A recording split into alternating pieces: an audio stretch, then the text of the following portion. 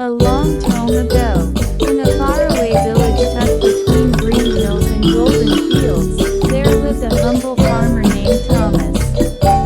He was known across the land not for his wealth, but for his wisdom, kindness, and content heart. Thomas lived in a modest cottage with his wife, Martha. She was not a bad woman at heart, but over the years, she had grown restless and greedy, constantly dreaming of riches, jewels, and a grand life in a city mansion.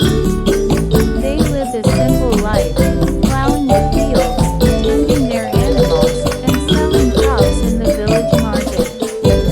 And though their farm wasn't large, they had food to eat, clothes to wear, and peace in their hearts. At least, Thomas did.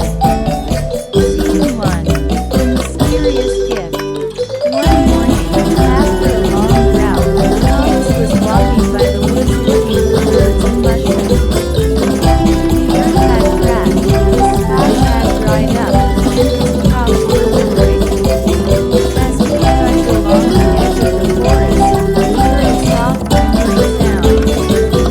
Curious, he followed the noise and found a golden-feathered goose trapped under a fallen branch. The bird's wing was hurt, and it looked up at him with pleading eyes. Without hesitation, Thomas lifted the branch and gently scooped the goose into his arms. "Easy now, little one," he said. "I won't hurt you." He took the goose home, built it a small nest near the fireplace, and cared for it every day, feeding it grains, wrapping its wing, and treating it like one of his own. Days passed.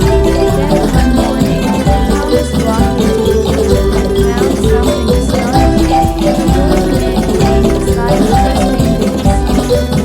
He blinked, then he picked it up. It was no queen, Martha, he called. Thomas repeated. When she saw the egg, her eyes gleamed. She couldn't believe it. "It's real gold," she gasped. "Where did it come from?" Thomas simply pointed to the goose. Scene 2. A gift beyond gold. From that day forward, every morning, the magical goose laid one golden egg. Thomas was amazed, but he didn't let greed take over. He continued his life as before, selling one egg a week to cover his needs and helping neighbors with the rest. He fixed the village well, repaired broken homes, and gave coins to the orphanage. But Martha's heart began to hunger for more. She stared at the goose with envy in her eyes. "Why just one egg a day?" she muttered. "Surely, it can give us more." Thomas warned her gently. "Let us not be greedy, Martha. This is a blessing as it is. We should be grateful." But his words, though wise, fell on ears already deafened by greed.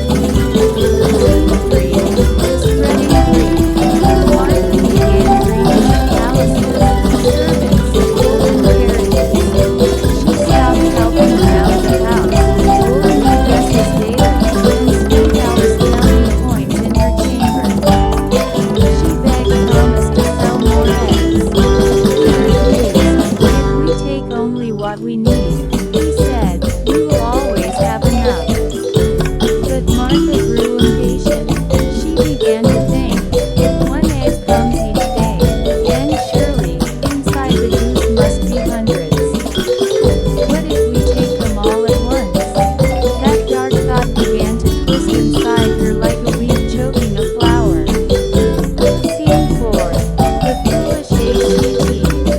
One rainy evening, when Thomas had gone to the village to deliver flour, Martha stood silently before the goose. Her mind was set. She sharpened the knife and whispered, "I'll be rich forever." Ignoring the calm eyes of the gentle goose, who had never hurt her, never asked for anything, she struck. But when she opened the goose, there were no golden eggs inside. Only blood and silence. The magical bird that had given them a better